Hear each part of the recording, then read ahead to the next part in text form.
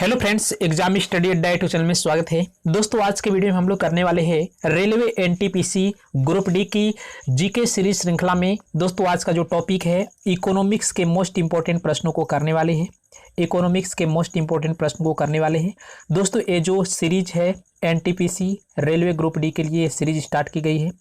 दोस्तों, अगर आप हमारे चैनल पर पहली बार विजिट कर रहे हैं तो लाल बटन के सब्सक्राइब बटन को सब्सक्राइब कर लिए और साथ में बेल आइकन को भी प्रेस कर लिए, क्योंकि जब भी हम इसी तरह के वीडियो अपलोड करूं तो सबसे पहले सूचना आप तक पहुंच सके। और दोस्तों, इस वीडियो को लाइक, शेयर और कमेंट करके जरूर बताइएगा यह वीडियो आपको कैसी लगी। दोस्तों, आइए स्टार्ट करते हैं। पहला प्रश्न है, भारतीय अर्थव्यवस्था कैसी है? तो दोस्तों, भारतीय जो अर्थव्यवस्था है यह एक प्रकार का मिश्रित अर्थव्यवस्था मानी जाती है। ऑप्शन नंबर डी इसका करेक्ट आंसर हो जाएगा। दोस्तों, जो मिश्रित अर्थव्यवस्था होती है, मिश्रित अर्थव्यवस्था का मतलब होता है जिसमें सरकारी और निजी दोनों क्षेत्रों का सह अस्तित्व होता है, उसे कहा जाता है मिश्रित अर्थव्यवस्था के नाम से जाना जाता है। जिसमें सरकारी और प्राइवेट दोनों सेक्टरों का सह अस्तित्व होता है, उसे मिश्रित अर्थव्यवस्था के नाम से जाना जाता है। दोस्तों, यहाँ से प्रश्न और बनता है कि आर्थिक दृष्टि से भारत की गिनती किसमें होती है? तो दोस्तों, जो भारत की गिनती होती है विकासशील देशों में की जाती है। यानी कि दोस्तों, जो भारत की गिनती की जाती है आर्थिक दृष्टि से विकासशील देशों में की जाती है। यहाँ से भी प्रश्न पूछा जाता है। आइए चलते हैं नेक्स्ट प्रश्न की तरफ। नेक्स्ट प्रश्न है, बंद अर्थव्यवस्था वह अर्थव्यवस्था है जिसमें क्या होता है? दोस्तों, बंद अर्थव्यवस्था उसे कहते हैं जिसमें न तो निर्यात होता है न ही आयात होता है। यानी कि न ही हम अपने देश से दूसरे देश में किसी भी प्रोडक्ट को ट्रांसपोर्ट करते हैं और न ही दूसरे देश से किसी भी सामान को अपने देश में लाते हैं। अर्थात जो बंद अर्थव्यवस्था होती है जिसमें न तो आयात किया जाता है न ही निर्यात किया जाता है। इसलिए ऑप्शन नंबर डी इसका करेक्ट आंसर हो जाएगा। नेक्स्ट प्रश्न है, भारत में अधिकतर बेरोजगारी कैसी है? दोस्तों, भारत में जो अधिकतर बेरोजगारी देखने को मिलती है वह संरचनात्मक बेरोजगारी देखने को मिलती है। ऑप्शन नंबर डी इसका करेक्ट आंसर हो जाएगा। दोस्तों, संरचनात्मक बेरोजगारी का मतलब होता है कि यानी कि समय के साथ चेंज होने के साथ साथ उसमें परिवर्तन न होना संरचनात्मक बेरोजगारी का मुख्य कारण होता है। दोस्तों, यहाँ से प्रश्न बनता है कि भारत में बेरोजगारी के आंकड़े किसके द्वारा एकत्रित और प्रकाशित किए जाते हैं? तो दोस्तों, NSSO के द्वारा भारत में बेरोजगारी के आंकड़े एकत्रित और प्रकाशित किए जाते हैं। NSSO के द्वारा किया जाता है। इस पॉइंट को भी आप याद रखिएगा। दोस्तों, अगर बात की जाए कि भारत में कृषि क्षेत्रों में अधिकतर जो बेरोजगारी पाई जाती है, कृषि क्षेत्रों में जो अधिकतर बेरोजगारी देखने को मिलती है उस बेरोजगारी का नाम होता है अदृश्य बेरोजगारी। कृषि क्षेत्रों में देखने को मिलती है अदृश्य बेरोजगारी, या इसी को प्रच्छन्न बेरोजगारी के नाम से जाना जाता है। नेक्स्ट प्रश्न है, वैश्वीकरण का अर्थ क्या होता है? तो दोस्तों, वैश्वीकरण का जो अर्थ होता है घरेलू अर्थव्यवस्था का वैश्विक अर्थव्यवस्था के साथ एकीकरण होना ही वैश्विक अर्थव्यवस्था का अर्थ होता है। यानी कि ऑप्शन नंबर सी इसका करेक्ट आंसर हो जाएगा। नेक्स्ट प्रश्न है, निम्नलिखित में से किस राज्य को अत्यधिक कुपोषण के कारण भारत का इथोपिया कहा जाता है? तो दोस्तों, मध्य प्रदेश जो राज्य है वहां पर सबसे अधिक जो बच्चे कुपोषण के शिकार होते हैं, जिसके कारण मध्य प्रदेश राज्य को भारत का इथोपिया के नाम से जाना जाता है। यानी कि दोस्तों, अगर कुपोषण के मामले में अगर आंकड़े देखा जाए तो सबसे ज़्यादा जो कुपोषण होने वाले बच्चों की संख्या है वो आपके मध्य प्रदेश राज्य से है। इसलिए ऑप्शन नंबर बी इसका करेक्ट आंसर हो जाएगा। नेक्स्ट प्रश्न है, मानव विकास सूचकांक का आधार क्या होता है? दोस्तों, जो मानव विकास सूचकांक का आधार होता है स्वास्थ्य के क्षेत्र में डेवलपमेंट करना, शिक्षा के क्षेत्र में डेवलपमेंट करना और जीवन स्तर में सुधार करना मानव ह्यूमन डेवलपमेंट इंडेक्स के नाम से जाना जाता है। ऑप्शन नंबर सी इसका करेक्ट आंसर हो जाएगा।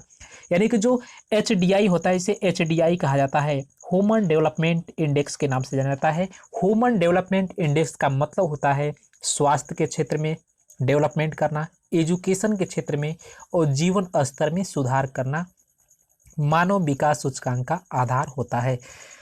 नेक्स्ट प्रश्न है, भारतीय अर्थव्यवस्था के उदारीकरण का अग्रदूत किसको कहा जाता है? तो दोस्तों, भारतीय अर्थव्यवस्था के उदारीकरण का अग्रदूत डॉक्टर मनमोहन सिंह को कहा जाता है। ऑप्शन नंबर बी इसका करेक्ट आंसर हो जाएगा।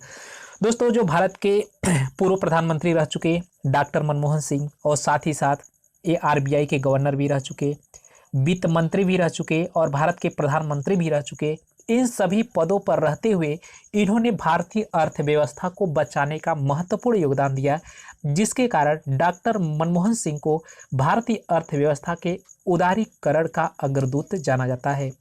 दोस्तों, इनके द्वारा एक पुस्तक भी लॉन्च किया गया है, इनके द्वारा एक पुस्तक भी लिखा गया है डॉक्टर मनमोहन सिंह के द्वारा। इनकी पुस्तक का नाम है पॉवर्टी एंड अनब्रिटिश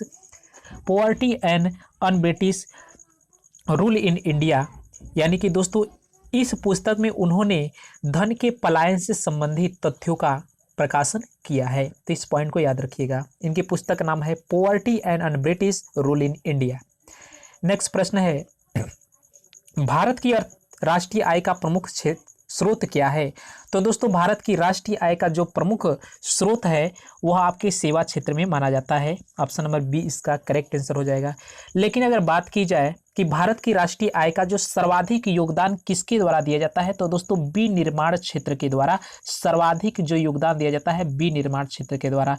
विनिर्माण क्षेत्र क्या होता है? हमारे देश में विभिन्न प्रकार के कंपनी फैक्ट्री स्थापित करके हमारे देश की राष्ट्रीय आय को इंक्रीज करने का जो महत्वपूर्ण योगदान होता है विनिर्माण क्षेत्र, यानी कि फैक्ट्री हो गया, कंपनी, इन सब का बहुत ही महत्वपूर्ण योगदान होता है। नेक्स्ट प्रश्न है, राष्ट्रीय आय क्या होता है? तो दोस्तों, जो राष्ट्रीय आय होता है, यह जो राष्ट्रीय आय होता है उत्पादन लागत पर निबल राष्ट्रीय उत्पाद को ही राष्ट्रीय आय की संज्ञा दी गई है। यानी कि राष्ट्रीय आय का मतलब होता है, राष्ट्रीय आय में भी आपको पढ़ने के मिलेगा एनएनपी, जिसे नेट नेशनल प्रोडक्ट के नाम से जाना जाता है। यानी कि दोस्तों, जो नेट नेशनल प्रोडक्ट होता है, देश के सीमा के भीतर जितनी आय हमें प्राप्त होती है उसे एनएनपी के नाम से जाना जाता है, जिसे नेट नेशनल प्रोडक्ट, राष्ट्रीय शुद्ध राष्ट्रीय उत्पाद के नाम से जाना जाता है। नेक्स्ट प्रश्न है, भारत में सर्वप्रथम राष्ट्रीय आय का आकलन किसने किया था? तो दोस्तों, भारत में सर्वप्रथम राष्ट्रीय आय का जो आकलन करने वाले थे उनका नाम था दादा भाई नौरोजी के द्वारा सर्वप्रथम राष्ट्रीय आय का आकलन प्रकाशित किया। दोस्तों, अगर बात की जाए कि राष्ट्रीय आय का आकलन किस संस्था के द्वारा किया जाता है, तो फ्रेंड्स उस संस्था का नाम है CSO, जिसे सेंट्रल स्टैटिस्टिकल ऑर्गेनाइजेशन के नाम से जाना जाता है, केंद्रीय सांख्यिकी संगठन के नाम से जाना जाता है, जिसके द्वारा राष्ट्रीय आय का आकलन प्रति वर्ष प्रकाशित किया जाता है। और अगर इसके बात की जाए, इसकी स्थापना की बात की जाए, तो इसकी स्थापना 1951 ईस्वी में इसकी स्थापना किया गया था। लेकिन अगर बात की जाए कि भारत में सर्वप्रथम राष्ट्रीय आय का आकलन किसने किया था, तो दोस्तों उनका नाम था दादा भाई नौरोजी के द्वारा किया गया था। बहुत ही मोस्ट इंपॉर्टेंट प्रश्न है। नेक्स्ट प्रश्न है, भारत की राष्ट्रीय आय का सर्वाधिक योगदान किस क्षेत्र को दिया गया है? तो दोस्तों, भारत में राष्ट्रीय आय का जो सर्वाधिक योगदान है तृतीय क्षेत्र को दिया गया है। दोस्तों, जो तृतीय क्षेत्र होता है इसमें विभिन्न प्रकार के व्यापार आता है, जैसे फैक्ट्री, उद्योग धंधे हो गया, सेवा क्षेत्र हो गया। इन सभी क्षेत्रों को मान लिया जाए तो तृतीय जो क्षेत्र होता है राष्ट्रीय आय में सर्वाधिक योगदान होता है। लेकिन यहाँ से प्रश्न बनता है कि भारत की राष्ट्रीय आय का सबसे कम योगदान किस क्षेत्र का होता है? तो दोस्तों, प्राथमिक क्षेत्र का होता है, जिसे कहा जाता है कृषि क्षेत्र। यानी कि कृषि से संबंधित जितने भी उद्योग धंधे किए जाते हैं उसे कृषि क्षेत्र प्राथमिक क्षेत्र में रखा गया है। लेकिन अगर बात की जाए, जो कृषि की महत्वपूर्ण भूमिका होती है विभिन्न प्रकार के उद्योग धंधे को चलाना, यानी कि विभिन्न प्रकार के फैक्ट्री कंपनी को चलाने का जो काम करता है कृषि करता है, इसलिए जो कृषि होता है इसका भी योगदान होता है, लेकिन उसकी अपेक्षा तृतीय क्षेत्र में उद्योग धंधे का योगदान बहुत ज़्यादा होता है। इसलिए ऑप्शन नंबर सी इसका करेक्ट आंसर हो जाएगा। नेक्स्ट प्रश्न है, भारत में राष्ट्रीय आय की गणना निम्नलिखित में किसके द्वारा की जाती है? तो दोस्तों, भारत में राष्ट्रीय आय की गणना केंद्रीय सांख्यिकी संगठन के द्वारा की जाती है, जिसे CSO कहा जाता है। CSO का मतलब होता है सेंट्रल स्टैटिस्टिकल ऑर्गेनाइजेशन, जिसकी स्थापना 1951 ईस्वी में किया गया था। इसके द्वारा प्रतिवर्ष राष्ट्रीय आय से संबंधित आंकड़े प्रकाशित किए जाते हैं। नेक्स्ट प्रश्न है, किसी देश की आर्थिक वृद्धि का सर्वाधिक उपयुक्त माप क्या होती है? तो दोस्तों, अगर किसी देश की आर्थिक वृद्धि का सर्वाधिक अगर हम माप करना चाहते हैं तो उसके लिए सबसे जो महत्वपूर्ण भूमिका होती है यह सकल घरेलू उत्पाद के द्वारा किया जाता है। सकल घरेलू उत्पाद का मतलब होता है GDP होता है, जिसे ग्रॉस डोमेस्टिक प्रोडक्ट के नाम से जाना जाता है।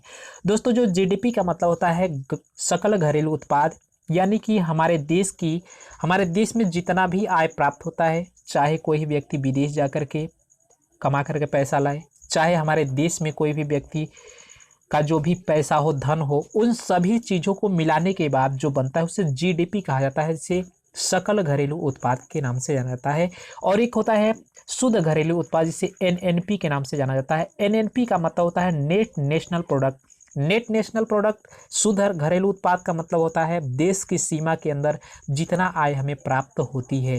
यानी कि कोई भी व्यक्ति अगर विदेश जाकर के हमारे देश में उद्योग धंधा स्थापित किया गया है तो एनएनपी के अंदर उसके आय को इंक्लूड नहीं किया जाता है, बल्कि जीडीपी के अंतर्गत सबको इंक्लूड किया जाता है। नेक्स्ट प्रश्न है, प्रति व्यक्ति आय निकालने के लिए राष्ट्रीय आय को भाग दिया जाता है। तो दोस्तों प्रति व्यक्ति आय निकालने के लिए राष्ट्रीय आय को भाग दिया जाता है। तो दोस्तों कुल कार्यशील जनसंख्या से भाग दिया जाता है। ऑप्शन नंबर बी इसका करेक्ट आंसर हो जाएगा। यानी कि प्रति व्यक्ति आय की कुल जनसंख्या से अगर भाग दे देते हैं तो हमें राष्ट्रीय आय आकलन कर पाते हैं। ऑप्शन नंबर बी इसका करेक्ट आंसर हो जाएगा। नेक्स्ट प्रश्न है, मूल्यह्रास किसके बराबर होता है। तो दोस्तों जो मूल्यह्रास होता है यह सकल राष्ट्रीय उत्पाद में से निवल राष्ट्रीय उत्पाद यानी कि फ्रेंड्स जीडीपी जिसे कहा जाता है, जीडीपी में से एनएनपी हम क्या कर देंगे, सब्सट्रैक्ट कर देंगे। एनपी मतलब घटा देंगे, यानी कि ग्रास डोमेस्टिक प्रोडक्ट्स में से नेट नेशनल प्रोडक्ट को घटाएंगे तो हमें जो प्राप्त होगा जिसे डिप्रिसिएशन के नाम से जाना जाता है। डिप्रिसिएशन का मतलब होता है मूल्यह्रास, यानी कि सकल घरेलू उत्पाद में से निवल राष्ट्रीय उत्पाद को घटाएंगे तो मूल्यह्रास प्राप्त हो जाता है। इसलिए ऑप्शन नंबर ए इसका करेक्ट आंसर हो जाएगा। तो दोस्तों आज के वीडियो में बस इतना ही। अगर यह वीडियो आपको पसंद आई हो तो इस वीडियो को लाइक बटन दबा करके वीडियो को लाइक कर दीजिए। फ्रेंड्स इस वीडियो को शेयर करके अपने दोस्तों को भी शेयर कर दीजिए। और फ्रेंड्स अगर हमारे चैनल पर पहली बार विजिट कर रहे हैं तो लाल बटन के चैनल सब्सक्राइब बटन को सब्सक्राइब कर लीजिए, साथ में बेल आइकन को भी प्रेस कर लीजिए ताकि इसी प्रकार के वीडियो की अपडेट मिलती रहे। दोस्तों फिर मिलेंगे नेक्स्ट वीडियो में, तब तक के लिए धन्यवाद। Thank you.